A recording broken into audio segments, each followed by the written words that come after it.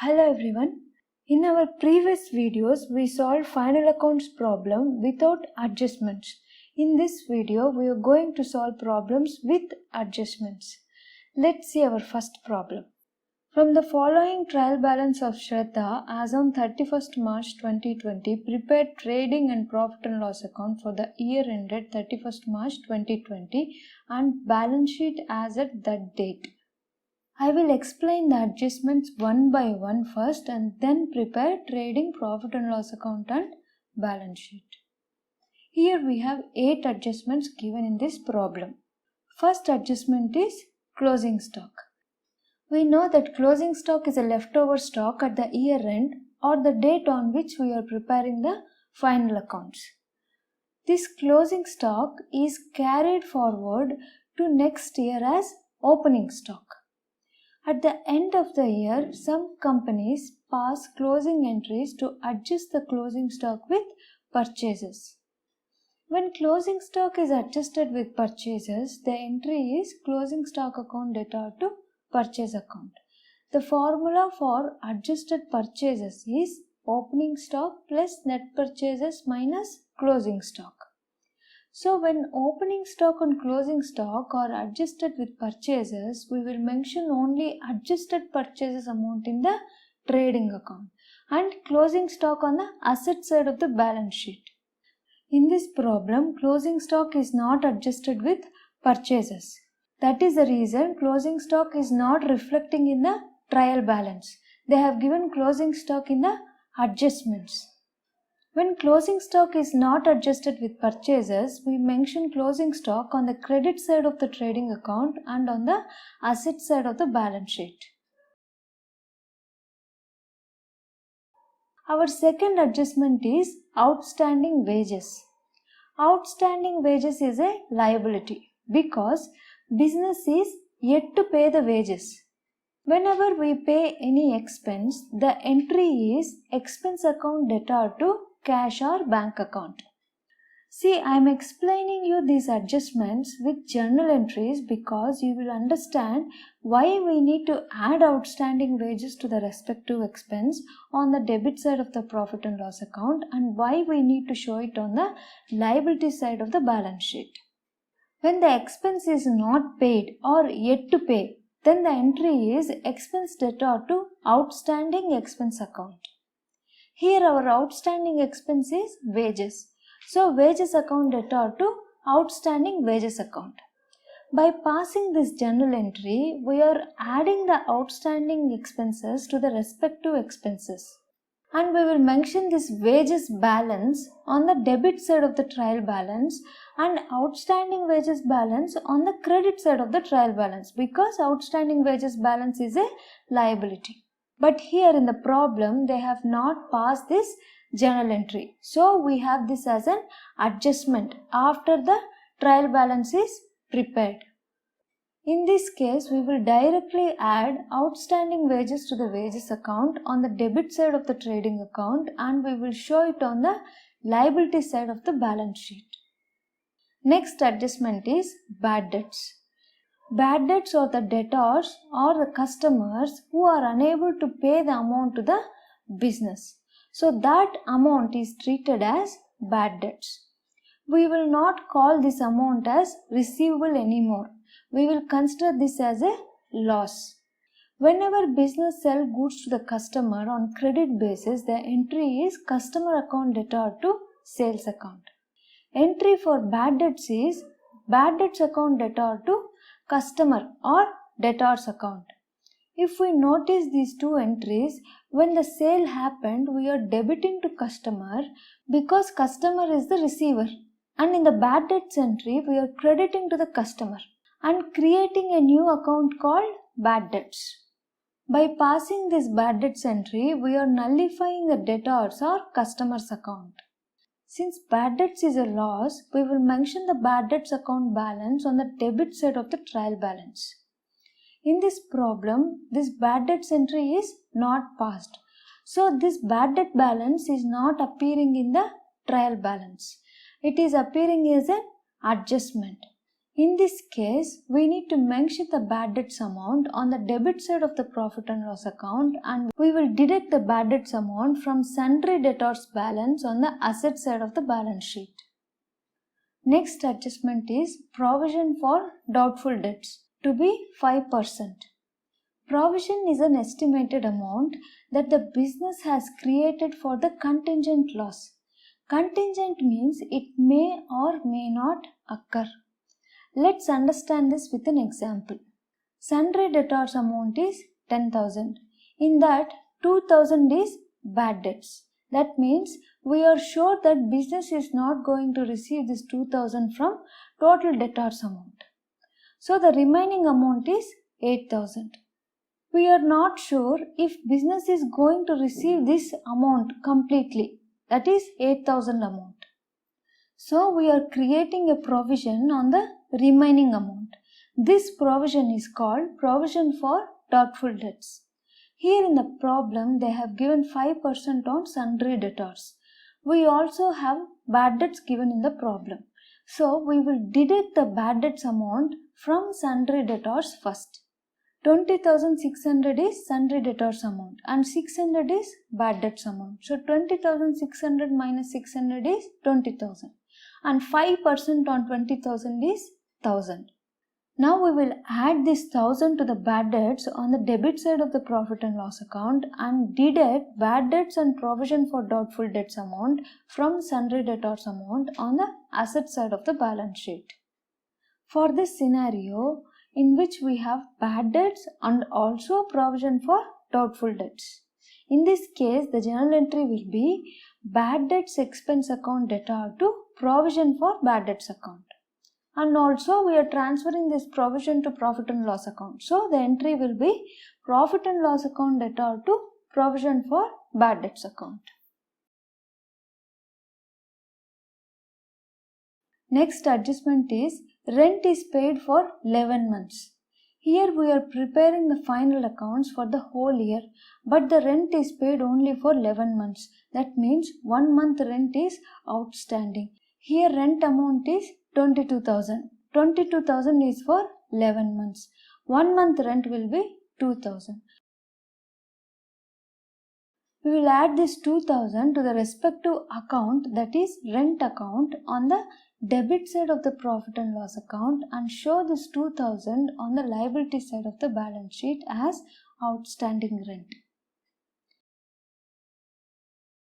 Next adjustment is insurance premium is paid per annum ended 31st May 2020. We are preparing the final accounts at the year end, that is 31st March 2020. But the insurance premium is paid till May 31st, 2020, which means the insurance paid for 2 months in advance.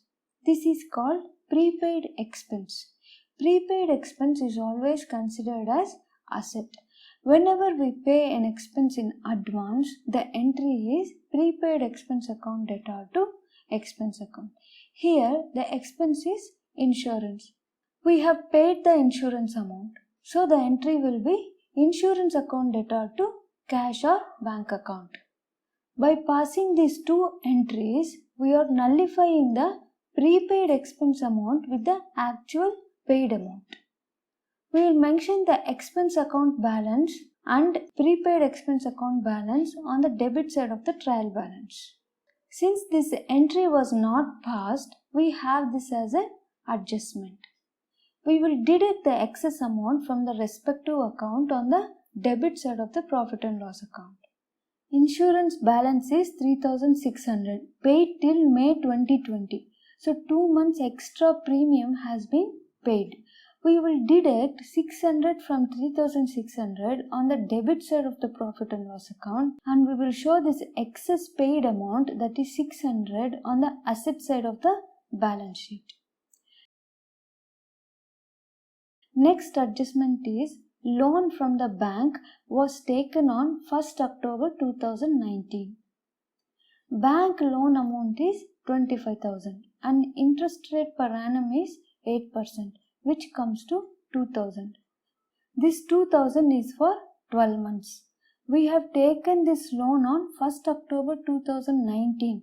So we need to calculate the interest amount from 1st October to 31st March 2020. That is only for 6 months. So the interest amount will be 1000. We will mention this 1000 on the debit side of the profit and loss account as outstanding interest, and we will add this 1000 to the bank loan on the liability side of the balance sheet. Next adjustment is provide depreciation on machinery at 10% and on furniture 5%. Depreciation is always an expense. When we are charging depreciation on asset, the entry will be depreciation account debtor to asset account. Here we are crediting to asset account. That means we are not maintaining provision for depreciation account. So we will mention the depreciation account balance on the debit side of the trial balance and asset balance on the debit side of the trial balance. Since we have not passed this entry, we have this as an adjustment. In this case, we will mention this depreciation amount on the debit side of the profit and loss account and deduct the depreciation amount from the respective asset account on the asset side of the balance sheet. Depreciation on machinery is 10%, that comes to 5000. And for furniture, it is 5%, which comes to 700. Till now we have discussed the adjustments. Now we will prepare trading profit and loss account and balance sheet. First account is capital. Capital is always a liability. So we will mention capital in the liability side of the balance sheet. Next is drawings. We will deduct this drawings amount from capital on the liability side of the balance sheet. Next is sales, which is an income. So we will mention this on the credit side of the trading account. Next is purchases, which is an expense. So we will mention this on the debit side of the trading account. We also have purchase returns. So we will deduct the purchase returns amount from purchases. Next is opening stock. We will mention this on the debit side of the trading account. Next is carriage inwards, which is a direct expense. We will mention this on the debit side of the trading account.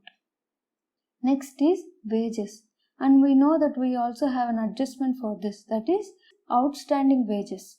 Here outstanding wages amount is 2400. Now we will add this 2400 to the wages account on the debit side of the trading account, and also we will mention this outstanding wages amount on the liability side of the balance sheet.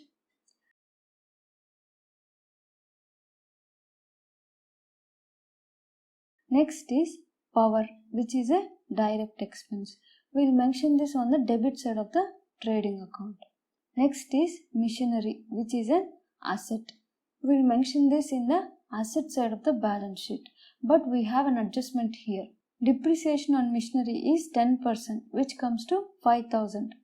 We will mention this 5000 on the debit side of the profit and loss account as depreciation on machinery, and we will deduct this 5000 from the machinery amount on the asset side of the balance sheet. Next is furniture. For this also we have an adjustment. Depreciation on furniture is 5%, which comes to 700. We will mention 700 on the debit side of the profit and loss account as depreciation on furniture, and we will deduct the 700 from the furniture amount on the asset side of the balance sheet. Next is rent. For this also we have an adjustment.